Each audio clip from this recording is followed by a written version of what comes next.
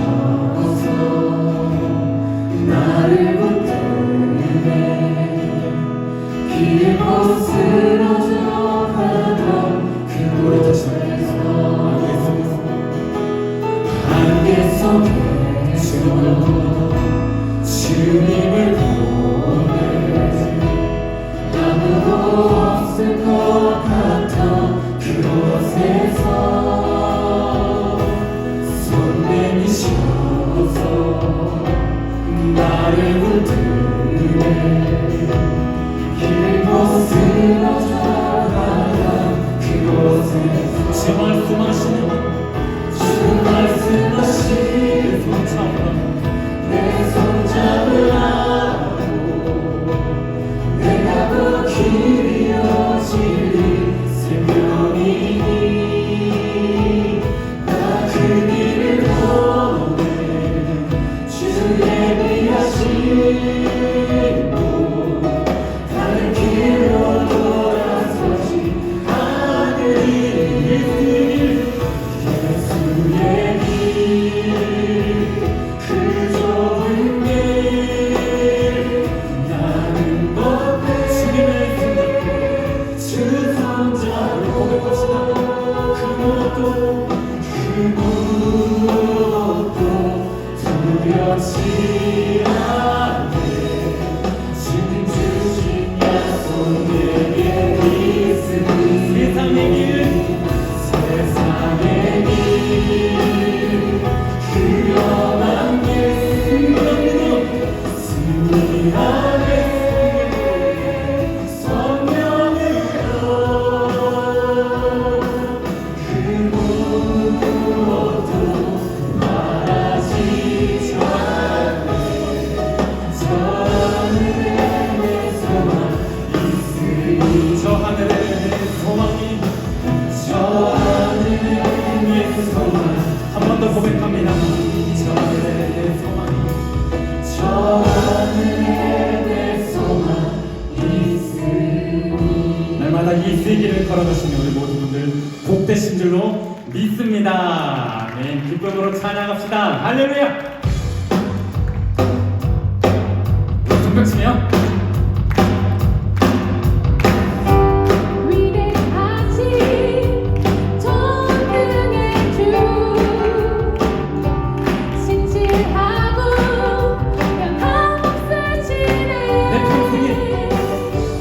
내 평생에 찬양하리. 주 영광 위에 나 모든 나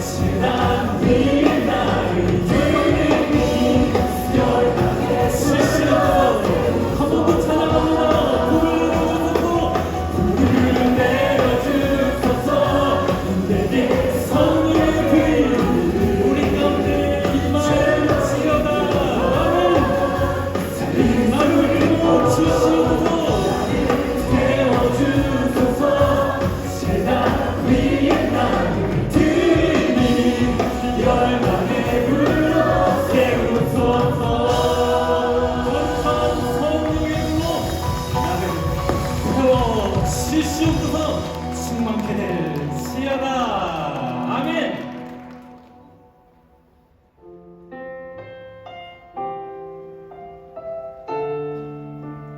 우리의 모습을 돌아보며 하나님을 찬양합시다. 주 나의 모습 보니 주 나의 모습 보네 나의 맘 보시네 주 나의 눈물 안에 홀로 울어만 하시네 주 나의 모습 보네 나의 맘 보시네 주 나의 눈물 안에 홀로 울어만 하시네 세상 소망 다 사라져가고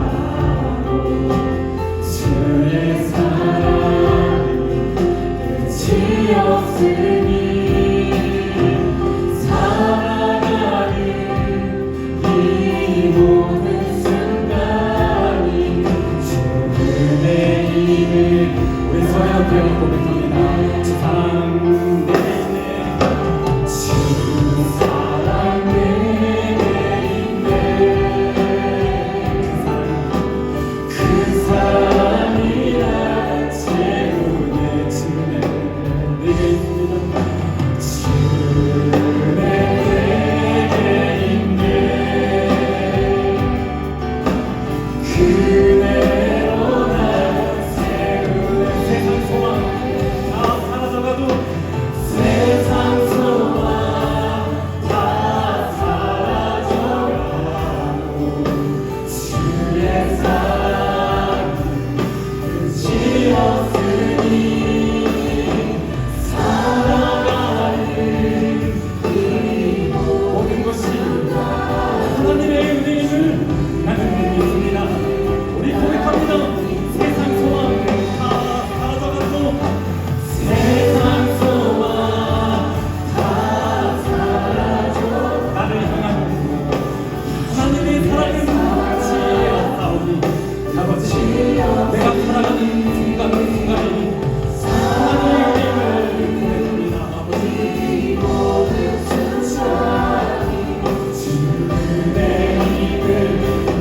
우리 다시 한번 세상 소망 다 사라져가고 세상 소망 다 사라져 주님의 사랑은 끝이 없다.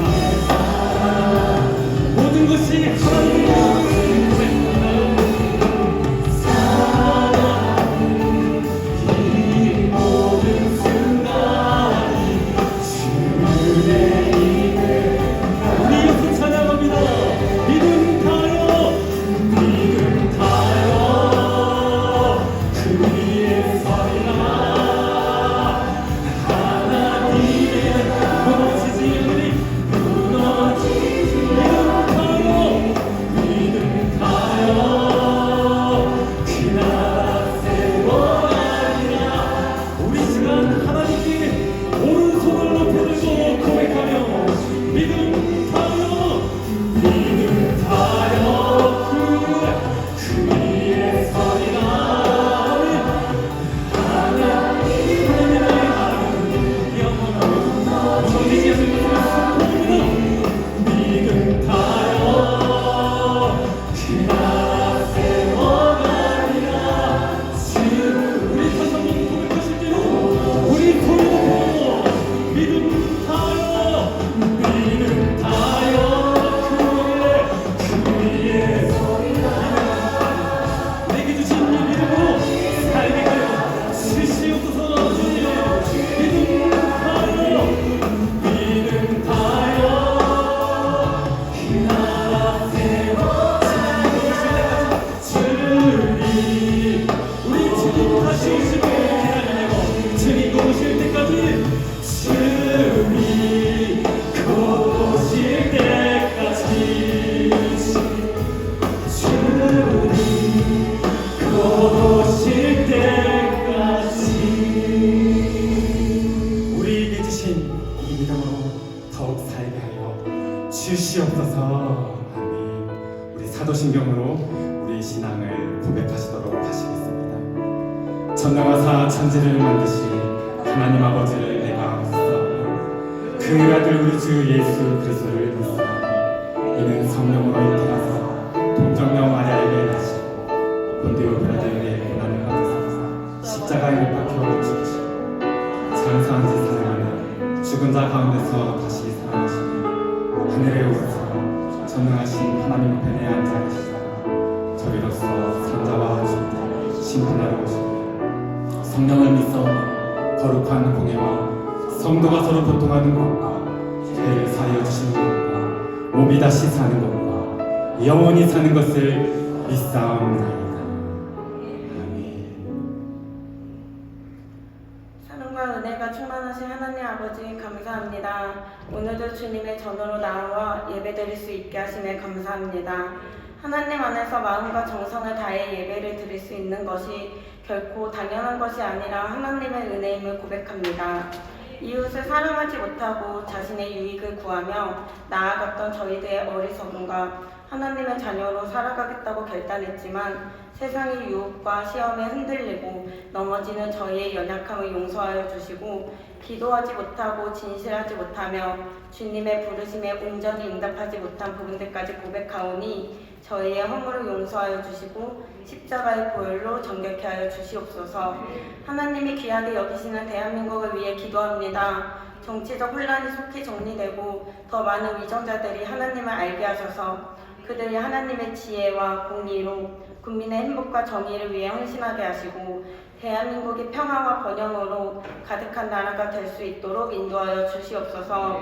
이 시간 담임 목사님을 위해 기도합니다. 성령의 기름 부음으로 하나님의 말씀을 대언하게 하시고 듣는 마음과 귀를 열어주셔서 귀한 말씀에 아멘으로 화답하는 저희가 되기를 기도합니다.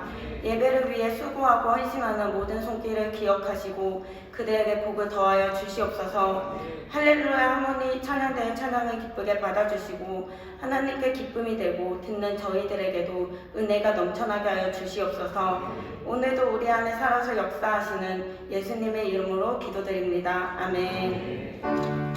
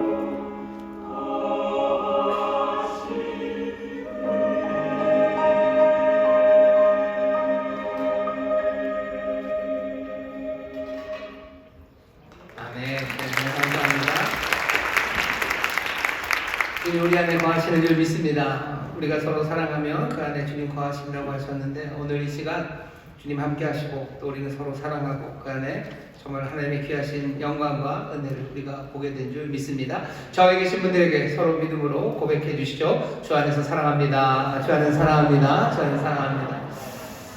사랑한다고 하는데 뭐 행복해하는 사람이 별로 안 보이네요. 다시 한번 옆에 있는 고백하는 말이 전하는 말이 진심이 안 담겨서 그런 건가요? 서로 진심으로 주 안에서 사랑한다고 서로 격려하고 또 축복했으면 좋겠습니다.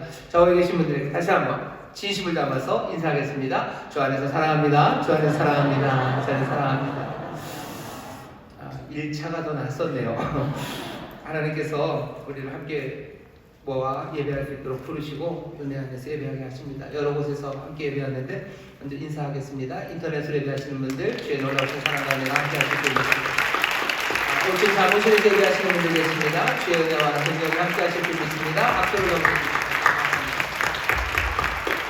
오늘 우리에게 주시는 하나님의 말씀 함께 찾아서 읽겠습니다. 베드로전서 말씀입니다. 신약성경 베드로전서 1장 13절서부터 21절까지 말씀입니다. 성경을 펴주시죠. 베드로전서 1장 13절서부터 21절까지 말씀입니다. 다 같이 한 목소리로 봉독하겠습니다.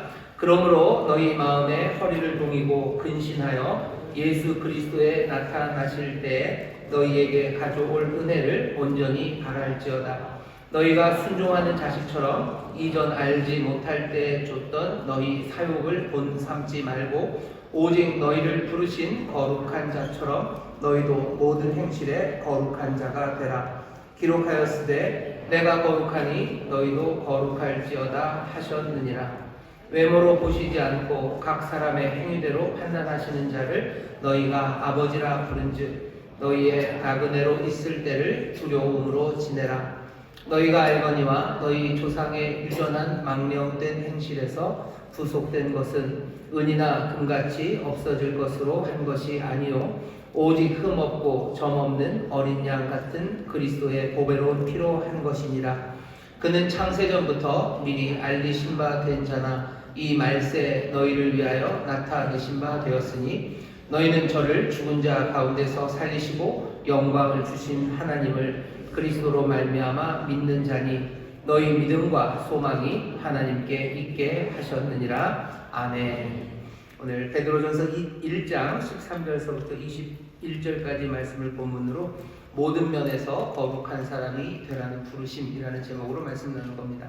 제목이 좀 길어요. 모든 면에서 거룩한 사람이 되라는 부르심입니다. 사실은 그냥 15절 한 절을 다시 읽으면 됩니다. 오늘 주제가 15절에 있습니다. 15절만 우리 다 같이 한 목소리로 다시 읽겠습니다. 오직 너희를 부르신 거룩한 자처럼 너희도 모든 행실에 거룩한 자가 되라. 아멘. 모든 행실에 거룩한 자가 되라십니다. 이 거룩함은 만만치 않아요. 왜냐하면 너희를 부르신 거룩한 자처럼 그렇게 하시래요. 우리를 부르신 자 하나님이 모든 면에서 모든 일 행하시는 그곳에 거룩함으로 하십니다. 하나님의 거룩함이 가득해요. 그 거룩한 하나님처럼 너희도 거룩한 자가 되라고 어쩌면 굉장히 부담되는 말씀을 우리에게 주십니다. 저에 계신 분들에게 한 번만 더 얘기했으면 좋겠습니다. 거룩한 자가 되랍니다. 이거죠? 거룩한 자가 되랍니다.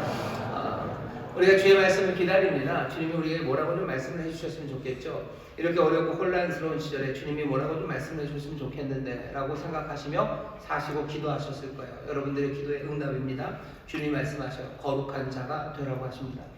오늘 이 말씀을 우리가 기쁨으로 받고 또 다시 한번 우리에게 주시는 놀라운 말씀으로 받을 때 정말로 주의 뜻이 우리 가운데 이루어질 줄 믿습니다. 거룩한 자가 되라는 이 부르심을 우리가 지금 듣는데요. 사실은 이 부르심이 사실은 좀 난데없기는 합니다. 이 말씀을 지금 듣고 있는 사람은 베드로가 지금 편지를 보내고 그 편지를 받는 사람들이죠. 이 편지를 받는 사람들은 누구냐면요. 베드로전서 1장 1절에 있습니다. 누가 편지를 받나 보시죠. 예수 그리스도의 사도 베드로는 본도, 갈라디아, 갑바도기아, 아시아와 비두니아에 흩어진 나그네에게 보내는 겁니다. 이 나그네들은 어떤 사람이냐면 곧 하나님 아버지의 미리 아심을 따라 성령의 거룩하게 하심으로 순종함과 예수 그리스도의 핏뿌림을 얻기 위하여 택하심을 입은 자들에게 편지하노니 라고 되어 있어요. 이 편지를 받은 사람들은요, 택하심을 받은 사람들입니다. 예수 그리스도의 피로 성령으로 말미암아 새롭게 된 하나님의 백성들에 관한 이야기예요. 택하심 받은 사람들, 그 사람들을 베드로는 뭐라고 부르냐면 나그네라고 부릅니다. 이 사람들이 어디서 나그네가 되었냐면요, 아시아, 비두니아, 본도, 갈라디아, 갑바도기아입니다. 어딘지 좀 난처하시죠? 본도 그러면 이게 무슨 한자로 근본 본자에다가 돈 이렇게 섬도자를 쓸 것 같아요. 근데 그렇게는 아니고요. 그냥 폰투스, 그냥 헬라 말을 그대로 한글로 옮긴 겁니다. 본도라는 동네예요. 여기가 어디입니까? 지금 튀르키예 그 지역의 옛날 이름들입니다. 여기 나오는 5군데는요, 지금 다 그 튀르키예, 터키라고 얘기했던 그 지역이에요. 그 지역에 살고 있는 그리스도의 사람들에게 베드로가 편지를 보내면서 그들을 나그네라고 부릅니다. 거룩한 자가 되라 라는 말씀이 지금 전해지고 있고요. 그 말씀을 들은 사람들은 어디 저기 히말라야 산 꼭대기, 티벳, 신성해 보이는 사원 앞에 뭔가 멋진 후드를 쓰고 손에 향을 들고 거룩한 곳에 서 있는 사람들이 아니에요. 그래서 요르단의 그 페트라, 그 신비한 그 신전 앞에 사람들이 겸손한 마음, 겸허한 마음으로 서 있는 사람들에게 거룩한 자가 되라고 하시는 건 아닙니다. 어쩌면 무슨 저 중국에 장각이라는 데가 있잖아요. 장각에 그런 절경에 흐르는 시냇물에 꽃잎 휘날리는 그런 곳에서 뭔가 신비한 자리에 서 있는 그런 구도자들에게 거룩한 자가 되라고 하시는 말씀이 아닙니다. 지금 터키라는 그곳 그 땅에 나그네로 살고 있는 사람들에게 이 말씀을 주시는 겁니다. 나그네라는 게 그냥 길을 떠나는 정처 없이 떠다니는 사람이라는 의미는 아닙니다. 히브리서 11장에 보면 거기도 나그네라는 말이 나와요. 본향을 찾아가는 나그네죠. 그럼 뭔가 목적지를 향해서 먼 길을 걷고 있는 그런 나그네를 생각할 수 있는데, 베드로전서에 나오는 이 나그네는 그런 느낌은 아닙니다. 베드로전서에 나오는 나그네는요, 이중국적자 생각하시면 돼요. 이중국적자입니다. 뭔가 체류중인 외국인이에요. 여기 살긴 살지만 여기에 속한 사람은 아닙니다. 그런 의미에서 나그네입니다. 이 의미를 생각하시려면 여러분 가나안 땅 생각하시면 돼요. 가나안 족속이라고 부르는 사람들은요, 가나안 땅에 살아가는 사람들입니다. 하나님이 이스라엘을 가나안 땅에 보내실 때 이스라엘이 가나안 족속이 되기를 원하진 않으셔요. 그 사람들은 가나안 땅에 살지만 가나안 족속이 아니라 이스라엘로 살아야 됩니다. 그게 여기 있는 나그네라는 의미예요. 나그네라는 의미는 왜 이 사람들이 이중국적을 가집니까? 여기 튀르키예 땅, 본도에 살아요. 갈라디아에 삽니다. 갑바도기아에 살아요. 그러니 갑바도기아의 시민입니다. 하지만 여기 있는 이 사람들, 택함을 입은 사람들은 갑바도기아의 사람이 아니라 하나님 나라의 사람입니다. 이 사람들은 주의 백성이에요. 주님의 나라, 하나님의 나라의 시민입니다. 그러니 하나님 나라 백성이고요, 동시에 갑바도기아의 주민이죠. 이 두 정체성을 가지고 있는 사람들은 나그네로 살아갑니다. 우리가 한국 사람이지만 어디 저기 미국에 가서 살면요, 내가 한국 사람인지 미국 사람인지 헷갈릴 때가 있어요. 그게 이 사람들의 삶의 모습입니다. 나그네로 살아가는 사람들은 여기 6절 7절에 보면 지금 문제에 봉착해 있습니다. 6절 보시면 그러므로 너희가 이제 여러 가지 시험을 인하여, 이 사람들은 시험 받고 있어요. 7절입니다. 너희 믿음의 시련이 불로 연단하여도 없어질 금보다 더 귀하여 하며 시련 가운데 있습니다. 나그네로 살아가는 사람들은 늘 시험과 시련으로 살아갑니다. 시험 받는다는 건 어쩌면 자기 정체성에 관한 생각일 겁니다. 내가 여기에 살지만 하나님 나라 백성이래요. 그럼 도대체 나는 누군지, 난 어떻게 살아야 되는지 정체성의 시험이 오죠. 또 나그네들은 시련에 노출되어 있습니다. 지금 트럼프가 대통령이 되면서 미국에 있는 여러 불법 체류자라는 사람들을 쫓아내려고 해요. 자기들이 이제껏 무슨 불법적으로 와 있지만 미국 사람이라고 생각했는데 아니라는 거죠. 그러니 쫓아내도 별로 할 말이 없습니다. 나그네들은 늘 그 사회적인 안정성이 흔들리는 사람들이에요.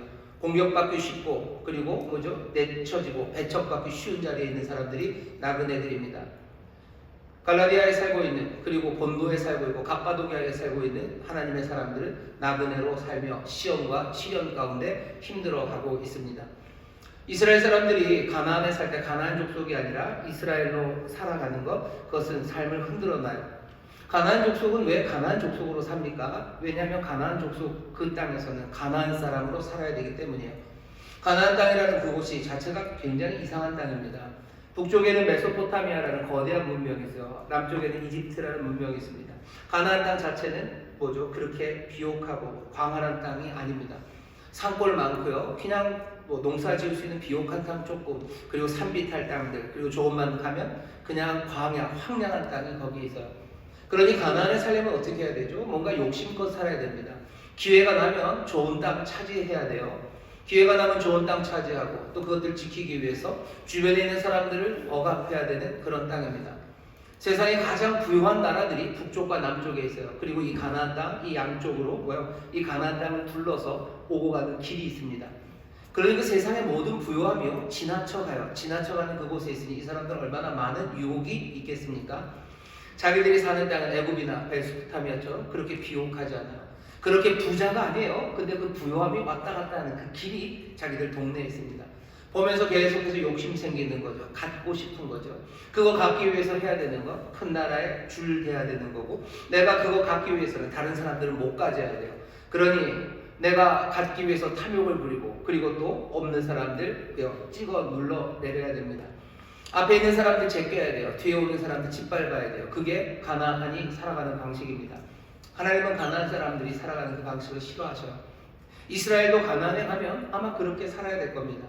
좁은 땅이고, 그리고 농사 지을 때 아주 안정적인 비가 오는 때가 아니니 바알을 섬겨야 돼요. 어서 천둥이 와야 되는 거죠. 어서 비가 와야 되는 거죠. 풍요를 약속해 주는 것을 향해서 그렇게 삶을 바치며 살아가야 됩니다.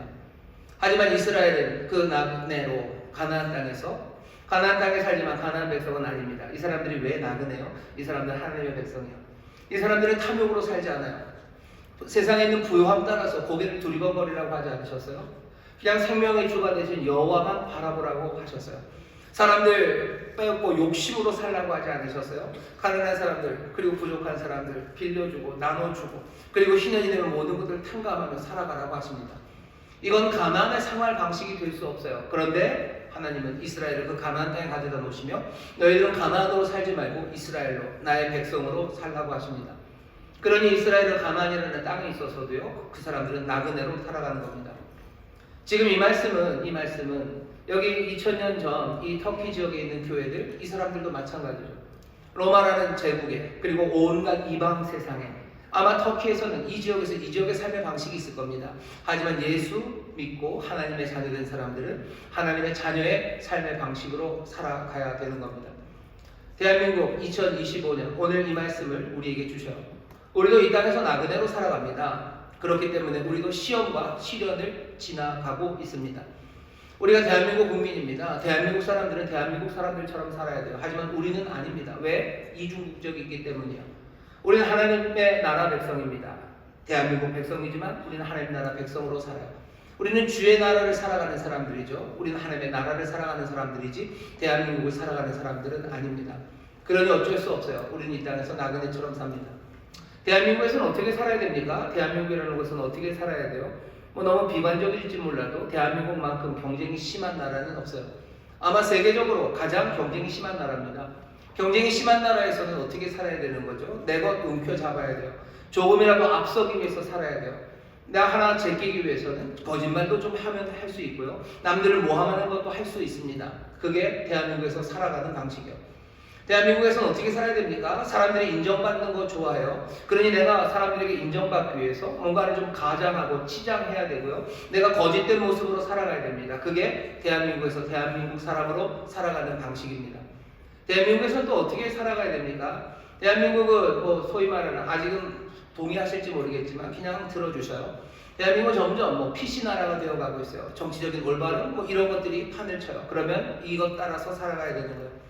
대한민국은 굉장히 감정적인 나라입니다. 감성에 호소하는 것이 훨씬 더 먹혀드리는 나라예요.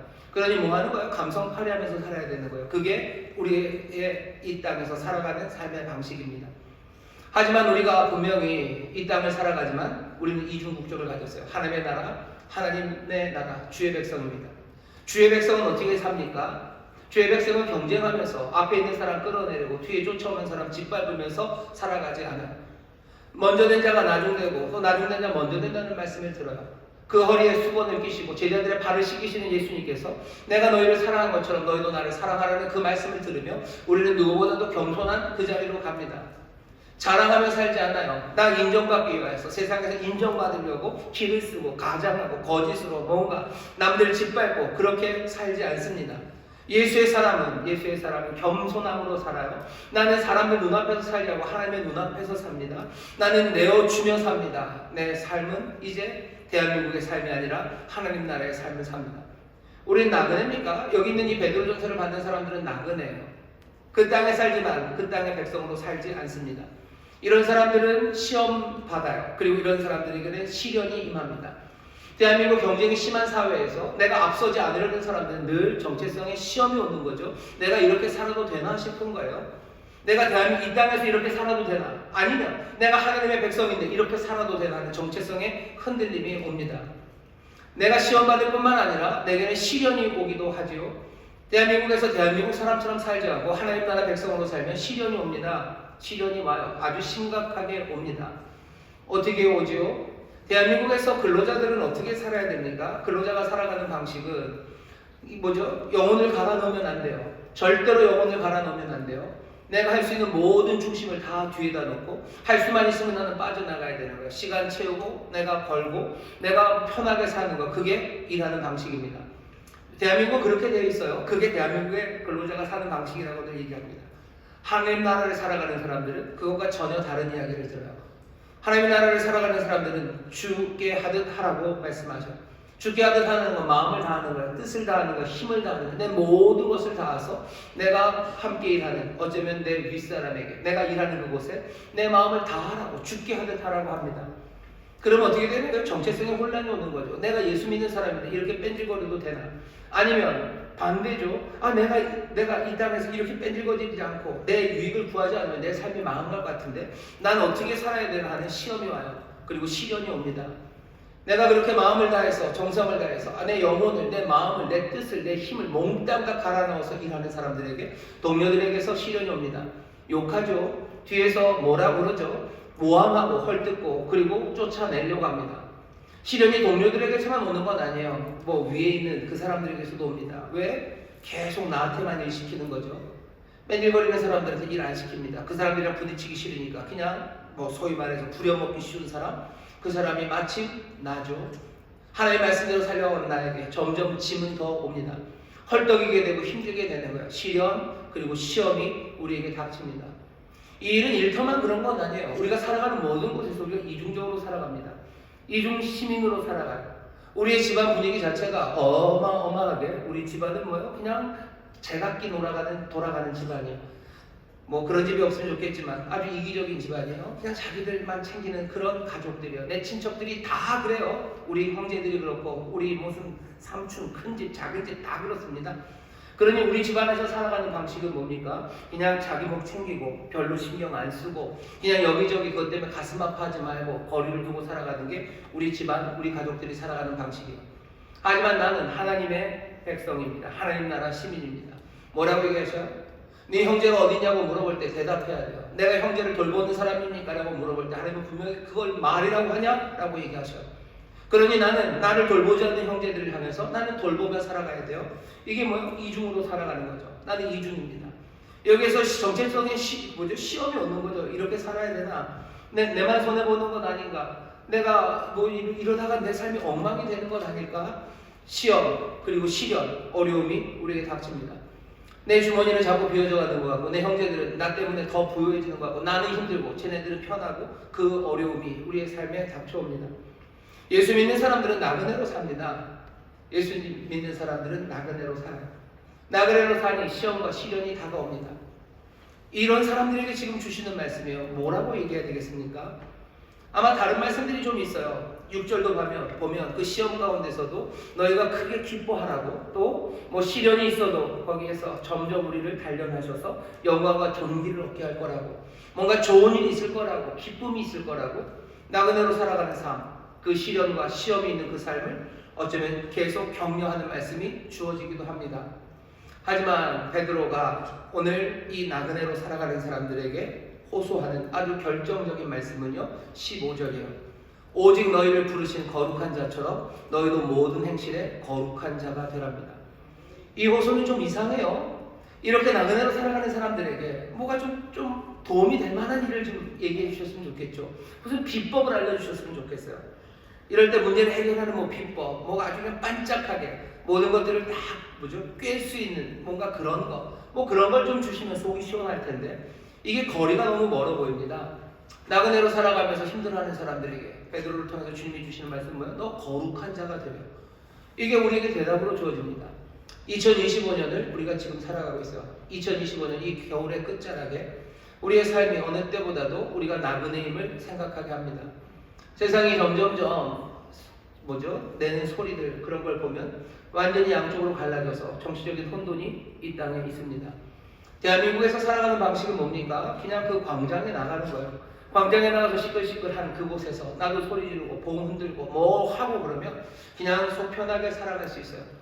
근데 그게 아니고 이 땅에 정말로 하나님의 나라가 임하고 이 땅에 참된 평화가 임하는 것은 누구의 편에 서서 뭐라고 소리 지르는 게 아니라 정말로 하나님이 이 땅에 평강을 가져다 주시고 우리가 지난번에 얘기한 것처럼 우리가 돌아서고 하나님 말씀 앞에서 우리가 함께 새롭게 변화되기 시작할 때 그때 하나님이 고치신다는 그 말씀을 믿고 하나님 앞에 돌아서기 위해서 애쓰는데 우리는 그렇게 이 땅에서 나그네로 지금 살고 있는 겁니다. 시험이 오고 시련이 오죠. 이 상황에 지금 하나님이 주시는 말씀이요. 거룩한 자가 되랍니다. 난데없죠. 그냥 뜬금없죠. 갑자기 왜 거룩한 자가 되랍니까? 하지만 우리가 부인할 수 없어요. 다시 한번 생각해 봐야 되죠. 도대체 거룩한 자가 되라는 이 말씀이 무슨 의미인지 우리가 이 말씀을 붙잡고 어떻게 살아야 될 건지 여러분들 다시 한번 생각하면서 오늘 이 시간 정말로 나그네로 살아감이 분명해지고 그 시험, 정체성의 그 혼돈과 여러 가지 사회적 안전망들 우리의 삶을 든든하게 붙잡던 것들을 침범해오는 그런 어려운 시절에 들려오시는 어쩌면 황당하고 난감하고 이게 뭔가 싶어서 그래서 주님의 말씀 같은 이 말씀에 여러분 귀를 기울이시고 또 이 말씀을 먼저 영접하시기를 주의 이름으로 축원합니다. 옆에 있는 분들에게 얘기하셔요. 거룩한 자가 되랍니다 라고 얘기하죠. 거룩한 자가 되랍니다. 다시 한번요. 주님이 거룩한 자가 되랍니다. 주님이 거룩한 자가 되랍니다. 얘기해 주셔요. 얘기 안 하는 사람은 뭡니까? 얘기해 주셔요. 얘기 들으니까 어떻게 좀 뭐가 좀 기분이 좋아지시나요? 난감하죠. 거룩한 자가 되라고 이게 뭘까? 거룩한 자가 되라는 이야기가 난감하게 사실입니다. 왜냐하면 거룩함이라는 것 자체가 굉장히 이해하기가 어려워요. 게다가 하나님의 거룩함, 그 거룩함처럼 우리가 거룩한 자가 되라니 더 어렵습니다. 하나님의 신실함, 그러면 뭔가 좀 감이 잡혀요. 우리가 하나님의 신실함을 다 알 수는 없어요. 그래도 하나님의 신실함으로는 뭔지 감이 잡힙니다.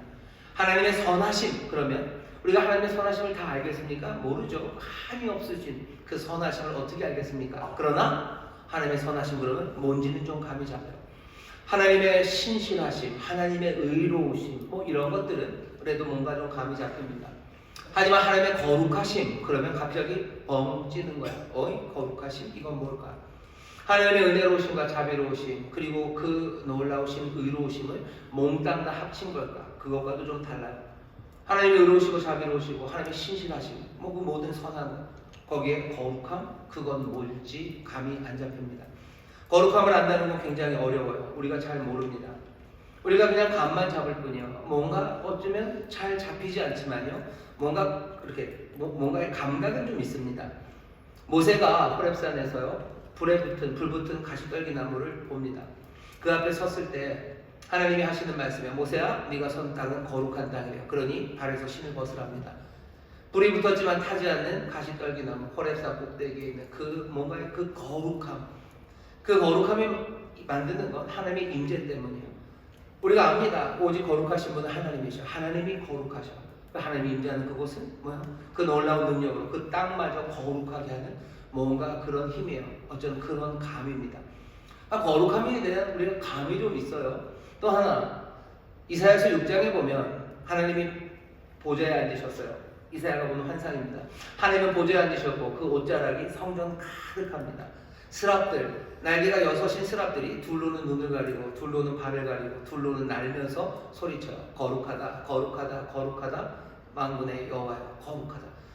스랍 하나가 아닙니다. 수많은 스랍들이 그 노래를 정정하게 울려 부릅니다. 그 성전, 옷자락이 가득한 성전, 하나님은 보좌에 앉아 계시고 스랍들은 노래하는 그곳에서 이사야는 죽을 것만 같아요. 내가 죽게 됐다고, 난 이제 망했다고, 난 이제 죽는다고. 이 거룩함 앞에서 어떻게 할 수 없는 떨리는 자기의 고백을 이사야가 합니다. 하나님의 거룩함이라는 것은 어쩌면 좀 그런 느낌이에요. 하나님의 그런 거룩함을요, 뭐요? 너희도 거룩하라, 너희도 거룩하랍니다. 그러니 더 어려워요. 도대체 그 거룩함이 뭡니까? 그 거룩함이 뭡니까? 하나님의 거룩함에 대해서 정답을 써라. 무슨 그러면 뭐 딥시크도 아니면 뭐 챗 GPT도 제대로 답을 내기 어려울 겁니다. 우리도 하나님의 거룩함이 뭔지 쓰기는 어려워요. 하지만 우리가 아는 건 있습니다. 우리가 아는 건 뭐냐면요, 하나님의 거룩함을 닮아 거룩한 사람으로 사는 게 뭔지는 우리가 압니다. 어떻게 압니까? 베드로도 15절에서 오직 너희를 부르신 거룩한 자처럼 너희도 모든 행실에 거룩한 자가 되라 라고 말은 했지만, 이 말이 이 나그네들에게 어떤 의미가 될지, 이 사람들이 얼마나 난처할지 알아요. 그러니 어떡합니까? 18절에서 우리가 아는 것을 얘기해요. 거룩함을 모르죠. 근데 18절에 보면 이렇게 되어 있습니다. 너희가 알거니와, 너희가 아는 것 있지 않냐? 거룩함으로 살아가고 거룩한 자가 되려는 사람들, 너희가 아는 것에서 시작하는 거예요. 아는 게 뭐냐?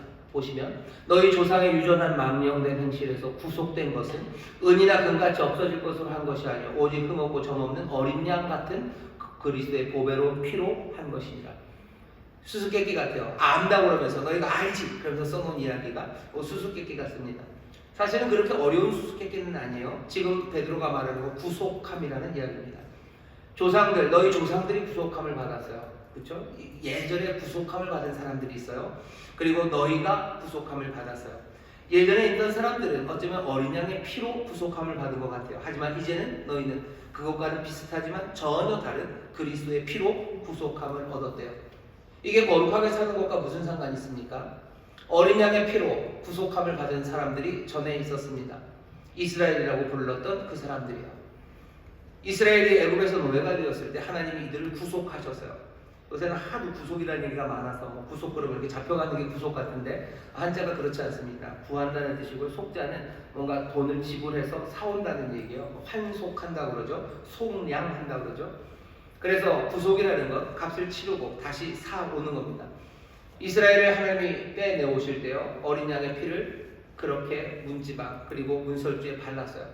그 피로 이 사람들은 살아납니다. 그리고는 애굽에서 나와서 이제 하나님의 백성으로 걸어가기 시작해요. 하나님의 구속하심이 이스라엘에게 있었습니다. 하나님은 이 구속한, 이 꺼내온, 값을 치르고 데리고 나온 이 사람들을 어떻게 하셨냐면요, 출애굽기 19장 보시면 이 사람들을 거룩한 나라로 부르셔.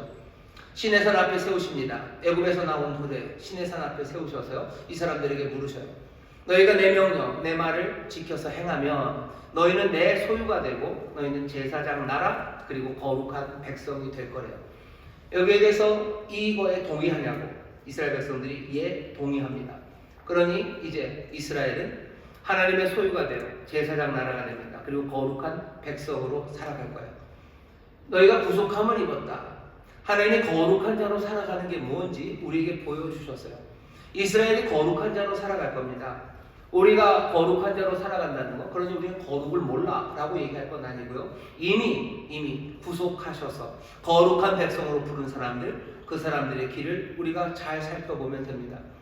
하나님이 이스라엘을 한 나라를 만들기 위해서만 불러내신 건 아닙니다. 하나님을 헌신하면서 하나님의 거룩하심을 드러내는 거룩한 백성으로 부르셨어요. 하나님의 거룩하심을 반영하는 사람들이 이스라엘입니다. 이스라엘은 이제 그러니 가나안 땅에 가서 가나안 사람들처럼 살지 않아요. 이 사람들은 여호와 하나님처럼 삽니다. 그러면서 하나님의 거룩하심을 드러내는 거죠. 그것들을 반영하는 사람으로 삽니다. 하나님의 거룩함을 반영하는 삶이 굉장히 부담될 겁니다. 하지만 이스라엘이 꼭 그것을 부담으로만 받은 건 아닙니다. 이건 영광스러운 일이에요. 국가대표같이 되는 거죠.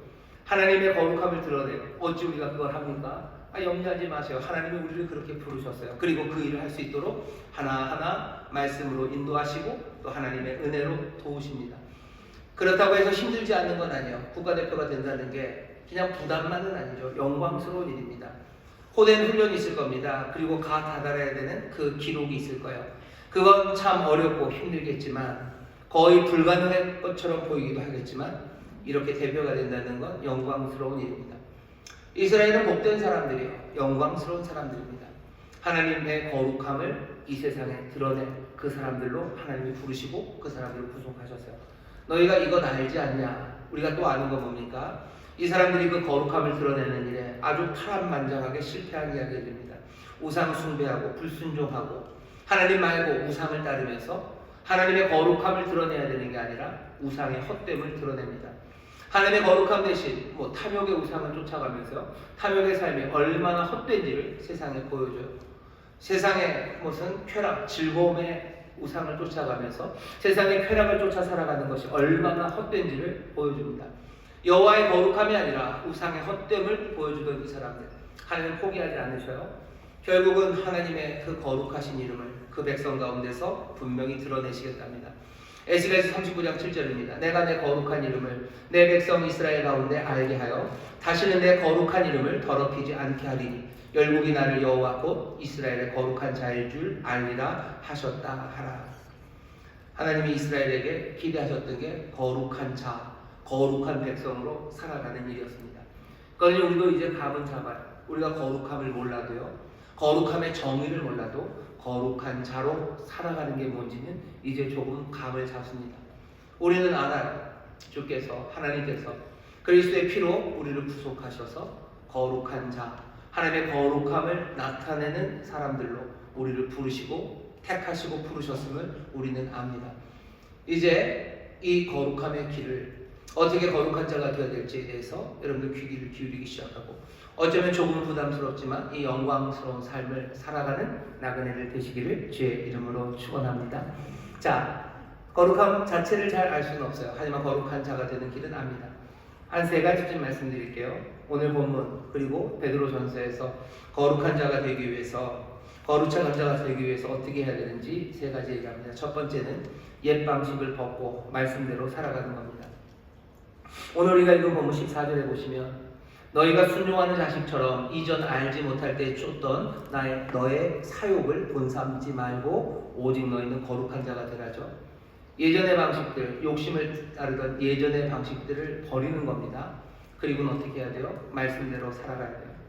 말씀대로 살라는 이야기는 없는데요. 16절 보셔요. 거기 보면 기록되었을 때 내가 거룩하니 너희도 거룩할지어다 하셨느니라.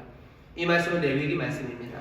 전에도 이 말씀 하셨어요. 내가 거룩하니 너희도 거룩하라. 레위기 11장 44절이에요. 레위기 19장 2절에는 이 순서를 바꿨어요. 앞에 11장 44절에서 이 순서, 내가 거룩하니 너희도 거룩하라. 레위기 19장에서는 너희는 거룩하라. 왜? 내가 거룩하기 때문이다. 뭔가 순서는 바꾸지만 얘기는 똑같아요. 내가 거룩하니 너희도 거룩해라.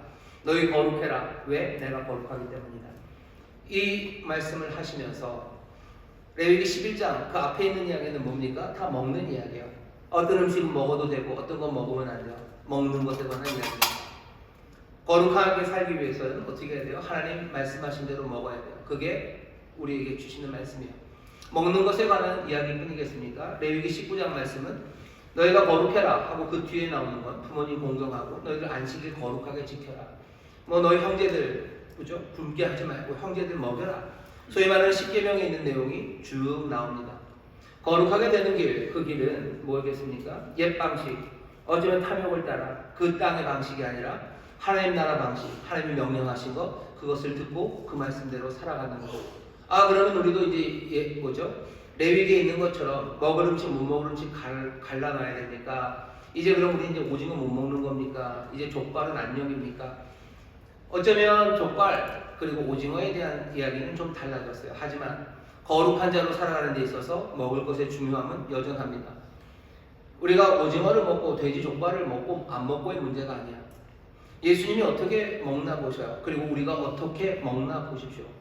우리가 지금 먹는 방식, 그 방식이 정말로 거룩한 사람들이 먹는 방식인지 보셔요. 거기에 무슨 선지가 있고 없고의 문제가 아닙니다. 사람들은 어떻게 먹습니까? 가나안의 사람들은 어떻게 먹습니까? 대한민국 이 땅에 속한 사람들은 어떻게 먹습니까? 이 땅에서 하나님의 백성으로 나그네가 된 사람들은 어떻게 먹어야 됩니까? 대한민국의 사람들이 먹는 방식은 어떤 방식이냐면요, 부드러운 음식 좋아요. 그리고 맛있는 거, 그리고 뭔가 화려무쌍해서 사람들에게 자랑할 만한 거. 등심도 그냥 등심은 안 돼요. 꽃등심이어야 돼요. 할 수만 있으면 한우 1++ 정도는 돼야 돼요. 어디 그림이 잘 나와야 돼요. 사람들이 먹는 거 먹어야 돼요. 사람들이 잘하는 거 나도 먹어야 되는 거고, 그리고 좋은 거 먹어야 되고, 또 누구랑 먹습니까? 나에게 도움이 되는 사람 먹고 내가 좋아하는 사람이랑 먹고 그냥 그렇게 먹습니다. 예수님은 그렇게 드시지 않으셨어요. 예수님은 어떻게 드십니까?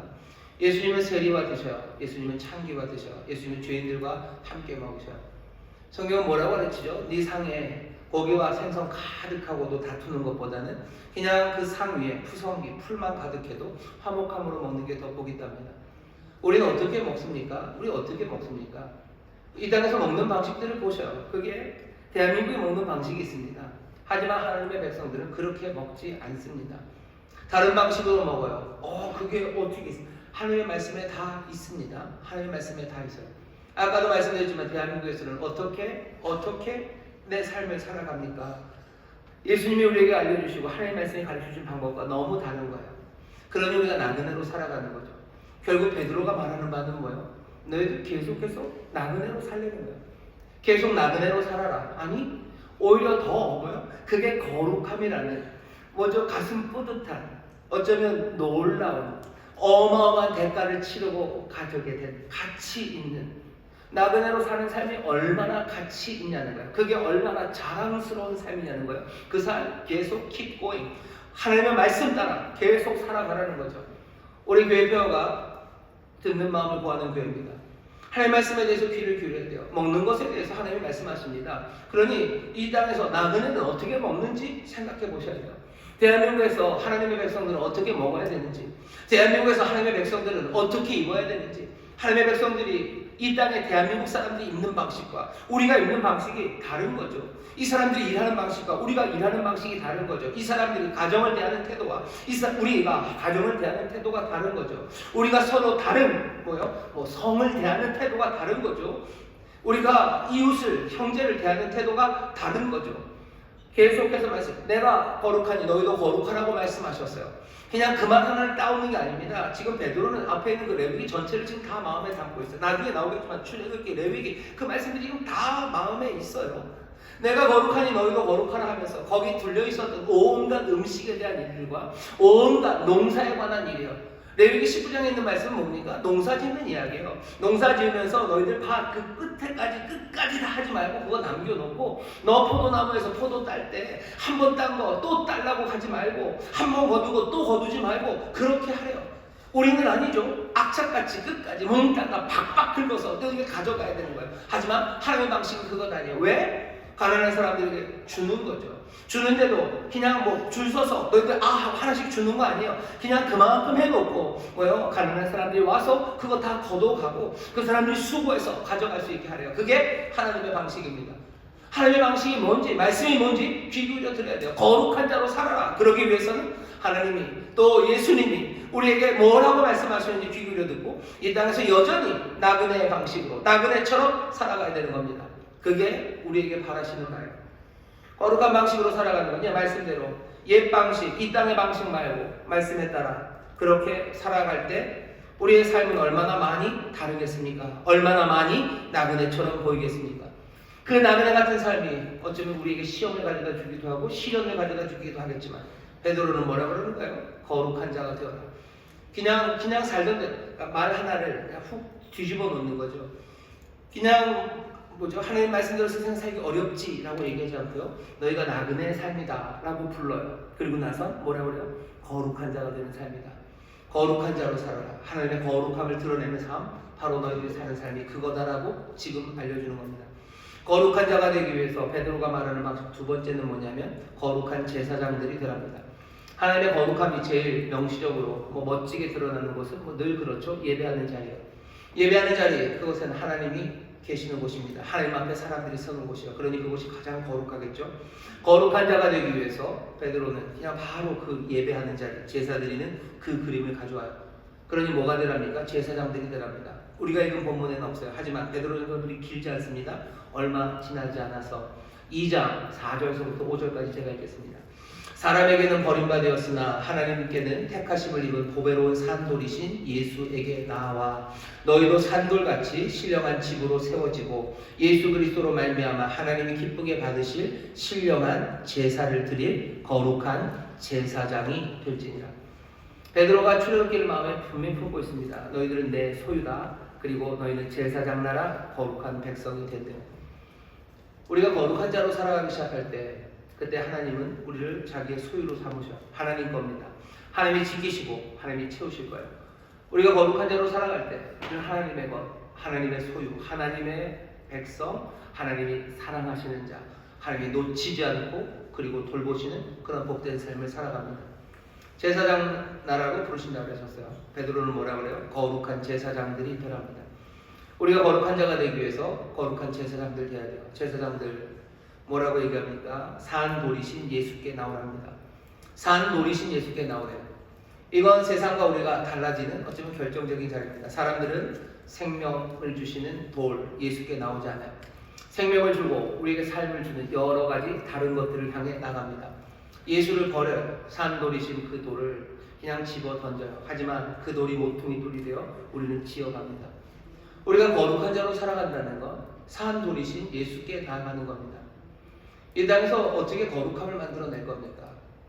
사람들이 가는 곳 말고 우리는 세상이 버린 예수께 가요. 사람들이 예수를 버리죠.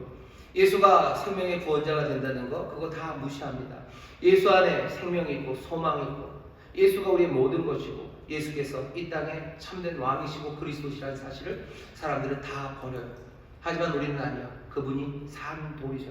거기에 생명이 있어요. 거기에 소망이 있고 거기에 기쁨이 있습니다. 거룩한 자로 살아간다는 건 산 돌이신 예수 앞으로 나아오는 겁니다. 정말로 나오는 거예요. 오늘 여기 예배하는 자리가 여러분 이게 거룩한 자리입니다. 지금 이 시간에 사람들은 생명의 돌을 찾아서 뭔가 생명이 되고 기쁨이 되는 걸 찾아서 어디 다른 곳에 가 있을 거예요. 내 영혼의 만족과 내 영혼의 신선함을 위해서 어딜 갔을까? 무슨 온천에 갔을까? 아니면 등산에 갔을까? 아니면 어디서 무슨 공부를 하고 있을까? 하지만 여기 있는 이 사람들, 여러분들 얘기입니다. 여러분들 산돌이신 예수 앞에 나오는 거죠. 거룩함으로 산다는 것. 그래서 어떻게 신령한 집을 지어갑니다. 신령한 집을 지어가고 하나님이 받으실 만한 신령한 제사를 드리는 거룩한 제사장들입니다. 예배하는 그러면 목사님 거룩하게 살기 위해서는 예배하라는 얘기입니까? 예, 맞아요. 예배하는 자리로 나옵니다. 세상은 예배하지 않아요. 하지만 우리는 하나님 앞에 나옵니다. 신령한 집을 하나하나 지어갑니다. 서로에게 하나님 주신 은사로 맡겨진 직분으로 해야 될 일들을 하나씩 하며 하나하나 거룩하고 신령한 집을 지어가는 우리는 제사장들이에요. 성령의 충만한 가운데 예배하십시오. 성령이 주시는 은사로 서로 도우셔. 그래서 집을 지어가셔. 산돌이신 예수 앞에 나옵니다. 그런 제사장들이 하는 일 하나는 조금 더 내려가서 2장 9절에는 이렇게 되어 있습니다. 오직 너희는 택하신 족속이요 왕같은 제사장들이요 거룩한 나라요 그의 소유된 백성이니 이는 너희를 어두운 데서 불러내어 그의 귀한 빛에 들어가게 하신 자의 아름다운 덕을 선전하게 하려 하심이라. 여기 보면 뭐가 있습니까? 예배합니다. 그리고 아름다운 덕을 선전합니다. 그 덕을 선포합니다. 찬양하고 노래합니다. 그게 제사장들, 거룩한 제사장들, 거룩한 자로 살아가는 거예요. 세상에 어떤 노래가 들려집니까? 세상에 어떤 선포가 들려집니까? 세상에 선포되는 이야기들을 들어보셔요. 그 이야기들 말고 우리 어둠에서 빛으로 인도하신 그분의 아름다우신 덕을, 하나님의 은혜와 그 위대하심을, 그 소망을 노래하는 사람들, 선포하는 사람들, 그 사람들이 거룩한 제사장들, 그렇게 거룩한 자가 되라는 거. 세상에 들려지는 노래는 뭡니까? 세상에 들려지는 노래는 어쩌면 절망의 노래, 아니면 분노의 노래, 아니면 누군가 허무한 것들을 찬양하는 노래, 그 노래들이 들려요. 세상에 선포하고 세상에 높이는 것들을 들어보셔. 그 이야기들을 그냥 들어보십시오. 온 세상 2025년 겨울에 대한민국 선포되는 이야기들은 뭡니까? 누가 죽어야 끝나는 거죠. 누가 살아야 끝나는 거죠. 누가 뭐가 돼야지 끝나는 거죠. 거기에 뭐가 있죠. 여기에 악이 있죠. 온갖 이야기들이 들리지만 정말로 들려지지 않는 것 중에 하나는 여기 우리를 어둠에서 불러내어 그래서 빛으로 인도하신 그분의 아름다운 덕을 선포하는 거예요. 하나님의 아름다우심을 선포하는, 하나님의 은혜를 선포하고 노래하는 그 소리들이 들려지지 않습니다. 거룩한 자가 되라고 하셔. 어쩌면 가시떨기 나무 아래 그 땅을 거룩하게 했던 그 거룩함, 하나님의 거룩함이 성전 가득, 그래서 그냥 떨리고 무릎 꿇게 만들고 죽을 것 같은 그 광대한 그 영광의 거룩하심, 그 거룩하심이 우리를 통해서 나타나기 시작한답니다. 뭘로요? 우리가 하나님의 덕을, 그 아름다우심을 선포하기 시작할 때 이 땅에서 나그네로 살아가는 사람들이 할 일이죠. 그렇게 하는 사람들 스스로도 아마 정체성이 좀 흔들리고 그런 사람들에게 온갖 시련이 올 겁니다. 하지만 베드로는 분명히 얘기하는 거야. 거룩한 제사장들로 너희들 산돌이신, 사람들은 그 돌 버렸지만 그 산돌이신 예수 앞에 나와라. 너희들 보게 될 거라는 거죠.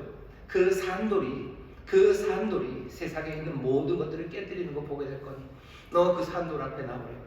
그 산돌 앞에 나와서 함께 지어져가고 신령한 집을 지어져가고 예배하고 그 아름다운 덕을 선포하랍니다. 이 얘기도 뭐예요? 여전히 세상과 다른 삶, 그래서 나그네로 살아가는 그 삶을 기꺼이 계속해서 그렇게 살아가래요.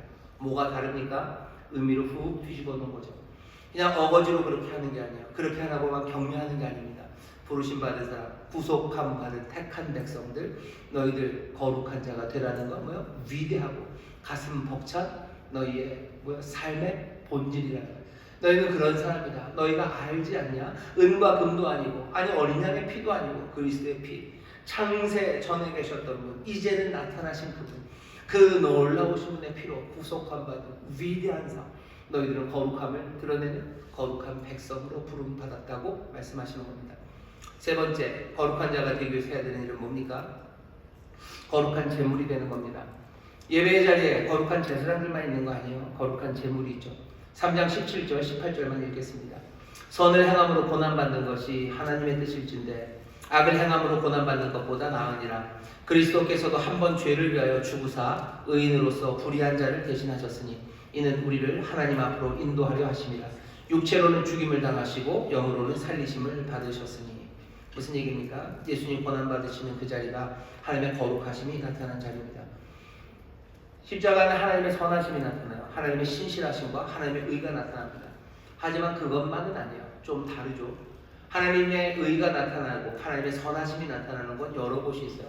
예수님이 병자들을 고치십니다. 거기에 하나님의 선하심이 나타나죠. 하나님이 약속하셨던 그 기적이 일어납니다. 하나님의 신실하심이 드러나죠. 하지만 십자가와는 좀 다릅니다. 뭐가 다릅니까? 십자가에는 그 제물의 고난이 있어요. 제물의 고난이 있는 바로 그 십자가가 하나님의 거룩하심을 예수 그리스도께서 최고조로 드러내는 그곳입니다. 악 때문에 우리가 잘못해서 고난받는 그거 빼고 선을 행하면서도 아니 선을 위하여 고난받는 그 자리, 뭐라고 얘기하는가? 바로 그 자리가 하나님의 거룩하심이 나타나는 자리라고 말씀하시는 거예요. 우리가 고난받는 그 자리가 예수님의 십자가처럼 하나님의 그 놀라우신 거룩함이 드러나는 자리랍니다. 그러니 어떻게 해야 돼요? 우리에게 시련이 많이 옵니다. 선을 행하면서도 여러 가지 어려운 일 당해요. 도망갑니까? 이런 일 한다면 도망갈 수 없어요. 왜? 거룩한 자가 되라고 하셨죠. 선을 행하며 선을 위하여 고난받는 자리, 그 자리를 피하지 않는 사람들, 그 사람들이 어쩌면 그 거룩한 제물이 되어 거룩한 자의 삶을 살아가며 거룩한 하나님을 드러내는 삶의 자리입니다. 나그네로 살면 선을 행하며 또 선을 위하여 고난받는 때가 있을 거예요. 베드로가 말하는 건 뭐예요? 기꺼이 계속해서 살아라. 억울할 것도 없어요. 억울할 것도 없어요. 예수께서 다시 오실 그때 너에게 가지고 오실 그 온전한 은혜, 그 은혜를 생각하며 17절입니다. 우리의 외모가 아니라 모든 것들을 제대로 판단하실 분이 너희의 아버지시니 너희들 그 고난의 자리에 억울할 것도 없어요. 가지고 오실 그 은혜와 그리고 제대로 판단하실 그분 앞에서 너희들 그 고난의 자리에 그 거룩함, 그 거룩한 자가 되랍니다. 거룩한 자가 되는 일은 이런 길입니다. 결국은 어떤 삶입니까? 17절입니다. 17절 마지막에 보면 너희의 나그네 되었을 때, 너희가 나그네로 있을 때 두려움으로 지내랍니다. 이건 무슨 얘기예요? 그냥 그대로 살라는 거죠. 그대로 살아라. 나그네로 힘들고 어려운 삶 그대로 살아가라는 겁니다. 사람들이 미워해도 그냥 그대로 살아가는 거죠. 두려움으로 지내는 거예요. 도망가지 않습니다. 은둔하지 않습니다. 우월감에 쩔어 사는 것도 아니에요. 그냥 두려움으로 그 삶을 살아가는 겁니다. 그냥 다른 세상과 달리 살기 위해서 달리 사는 건 아닙니다. 하나님의 거룩함을 나타내기 위해서 거룩한 길, 그 길 걸어가다 보면 어쩔 수 없이 달라지는 거고 다른 그 삶은 만만치 않은 삶일 거고 그 삶, 나그네로 있을 때를 어떻게 해요? 두려움으로 지내는 겁니다. 그냥 그렇게 살아가랍니다. 그렇게 살아가랍니다. 도망가지 않아요. 도망가지 않습니다. 우리를 구속하신 그 자리, 그래서 우리를 갖다 놓으신 그곳, 갑바도기아에서 그리고 또 가나안에서, 인천에서, 2025년에서, 우리의 가정에서, 내 일터에서, 그리고 내 교회에서, 여기서 우리는 하나님의 거룩함, 그것을 드러내는 거룩한 자로 살아가기 시작하는 겁니다. 여기서 새로운 것들이 터져 나오는 거죠. 우리 학교는 틀렸어요. 우리 학교에서 내가 거룩하게 살긴 틀렸어요. 우리 직장에서 내가 거룩하게 살긴 틀렸어요. 그러니 내가 갑니까? 아니요.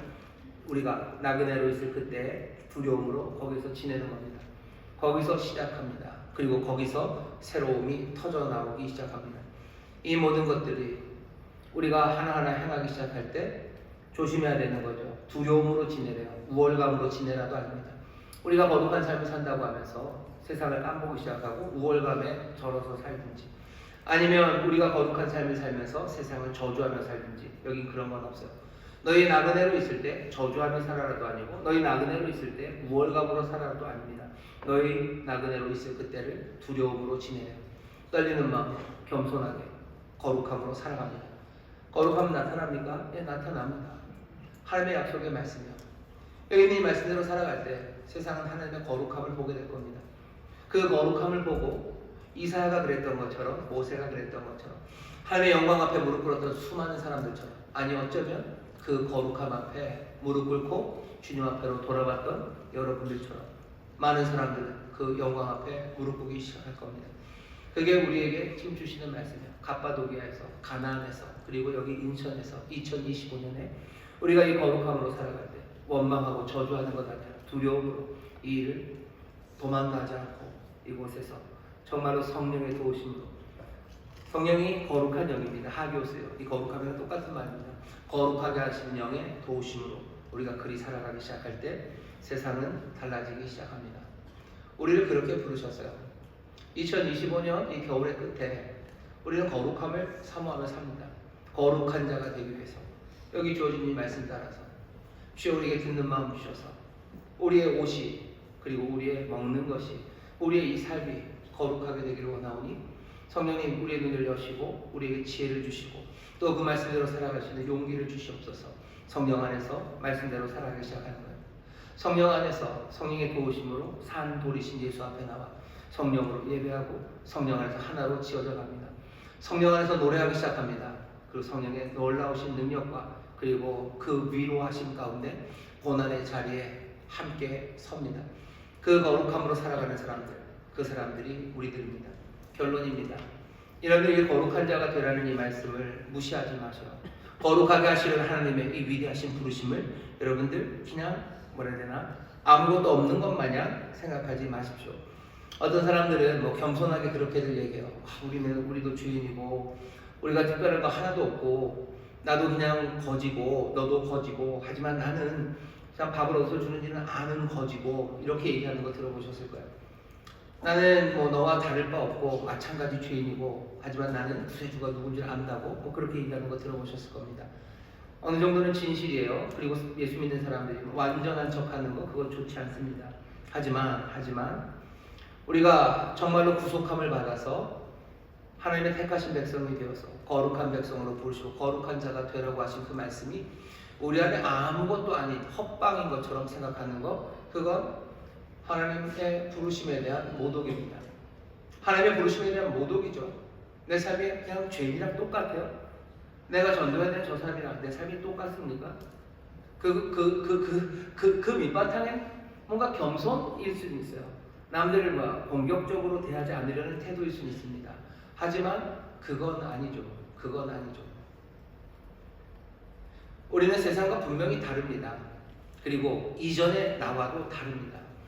세상과 다른 거룩함이, 그리고 이전의 나와 다른 거룩함이 내 안에 있습니다. 아니, 있어야 합니다.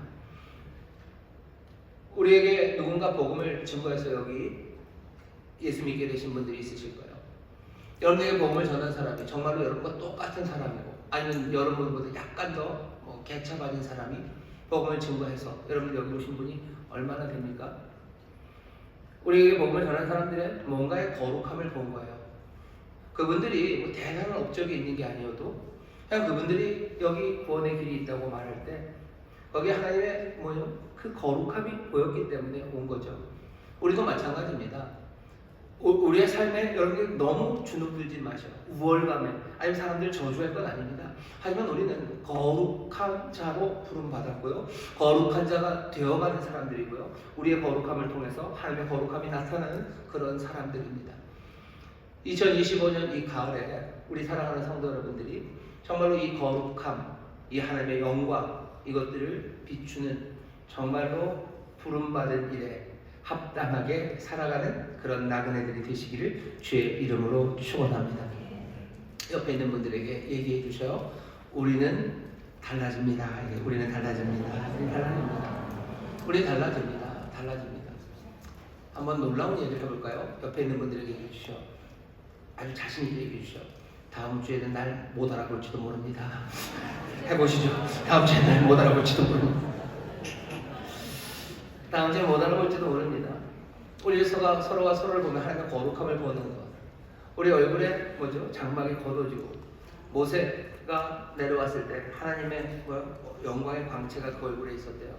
베일로 가리죠. 모세가 하나님의 영광의 광채가 보입니다. 우리가 서로를 보면서 하나님의 영광은 어디서 봅니까? 하나님의 영광과 거룩함이 어디에 있어요? 이스라엘에게 맡기신 게 뭡니까? 나의 거룩함을, 나의 이름의 거룩함을 이스라엘 중에 둔다고 하셨죠. 지금 이 땅에서 하나님의 거룩함은 어디에 보여집니까? 놀랍게도 아니면 아슬아슬하게도 저와 여러분들 우리의 삶에서 보여지는 거예요.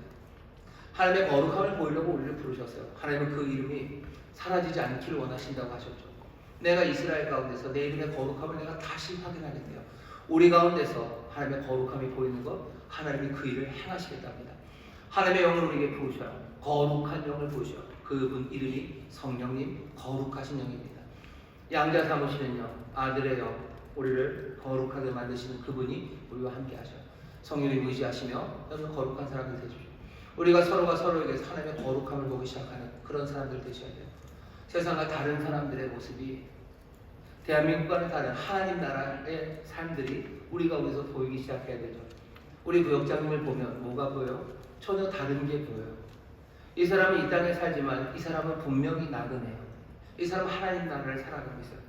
아마도 이 사람 눈앞에 보이는 세상은 지금 세상 사람들이 보는 세상과는 다른 세상을 보는 것 같아요. 여기 이 구역장을 보면 하나님의 거룩함이 보입니다. 이 구역장이 성령 안에서 예배하고 성령 안에서 찬송하고 세상에 선포하는 이야기들을 봅니다. 말도 안 되는 이야기 같아서 좀 나도 고개를 갸우뚱거리고 사람들은 뭐라고 하겠지만 여기 이 사람은 하나님의 거룩한 제사장으로 정말로 하나님의 그 아름다우신 덕을 선포하며 서 있는 사람이에요. 거기에 거룩함이 보입니다. 거기에 거룩함이 보여요. 선을 행하며 선을 위해 고난받는 자리에서도 도망가지 않고 어제 십자가에 달리신 그 예수님처럼 그 자리에 서 있는 사람들, 거기 하나님의 거룩하심이 나타날 걸 믿으며 서 있는 그 사람들, 그 사람들에게서 하나님의 거룩함이 보입니다. 우리 안에 하나님의 거룩함이 가득하기 시작하는 것, 그것이 하나님의 영광된 교회입니다. 너희들 중에 이스라엘 중에 내 이름의 그 거룩함을 두겠다고 하셨습니다. 우리 인천순복음교회가 정말로 우리 사랑하는 성도 여러분들과 우리 청년들이 그 거룩함을 나타내는 사람들, 세상에서 볼 수 없는, 아니 세상에 하나님의 거룩함을 보이는 그런 복된 이들이 될 줄 믿습니다. 옆에 있는 분들에게 조용히 하지만 분명히 얘기해 주시죠. 주님이 거룩한 자가 되라고 하십니다. 주님이 거룩한 자가 되라고 하십니다. 아멘, 아멘. 기도하겠습니다. 하나님, 2025년 이 겨울의 끝자락을 우리가 살아갑니다. 아버지, 나그네로 살아가는 삶이 우리의 삶인 것이 점점 더 분명하게 보여집니다. 도망갈 삶이 아니오. 아버지, 이것이 정말 하나님의 거룩함을 나타내는 거룩한 백성, 구속함을 입은 자들의 삶인 것을 아오니 주여, 이 삶을 피하거나 도망가는 것 아니라 정말 우리가 살아가는 이 삶이 거룩한 자가 되어가는 삶, 하나님의 거룩함을 나타내는 삶임을 다시 한번 보고 가슴 벅차게 또 소망을 가지고 성령님 의지하며 오직 하나님께만 믿음과 소망을 두며 이 삶을 살아가는 하나님의 귀한 자녀들 되게 하여 주시옵소서. 감사드리며 예수님 이름으로 기도하옵나이다. 아멘. 우리 전에 성서로 기도합니다. 기도할 때 성령님 도와주세요. 기도하시고 거룩한 영 성령님, 우리를 거룩하게 하시는 영 성령님, 거룩하게 하시는 성령님, 우리를 도와주옵소서. 말씀대로 따라 살기를 원합니다. 우리의 먹는 거, 행하는 모든 일들이 모든 면에서 거룩한 자가 되기를 원합니다. 하나님의 말씀 깨닫게 하시고 우리 앞서 가시는 주님 바라보게 하셔서 우리의 삶이 이 땅과 이 세상과 다른 삶, 이전과 다른 삶을 살아가게 하여 주옵소서. 기도하죠. 성령님 우리와 함께 하셔서 우리의 예배가 주님 앞에 나오는 발걸음이, 우리의 노래와 선포가 성령 충만한 아버지 거룩한 자의 예배와 선포, 거룩한 제사장들로 살아가기 원합니다. 성령님 도와주옵소서. 기도하셔. 성령님 우리 함께 하셔서 거룩한 제물이 되길 원합니다. 선을 위하여 아버지 하나님 권한받는 그 자리에 아버지 하나님 거룩한 백성, 거룩한 제물로 서게 하여 주옵소서. 성령님 나와 함께 하시옵소서. 성령님 보혜사 성령님 나를 붙잡아 주옵소서. 우리 간절히 기도하실 때 정말로 성령 안에서 새 한 삶을 보시고 또 새 삶을 살 수 있는 능력을 부어주실 줄 믿습니다. 주여 세 번 크게 부르시고 우리 함께 통성으로 기도합니다. 주여 주여 주여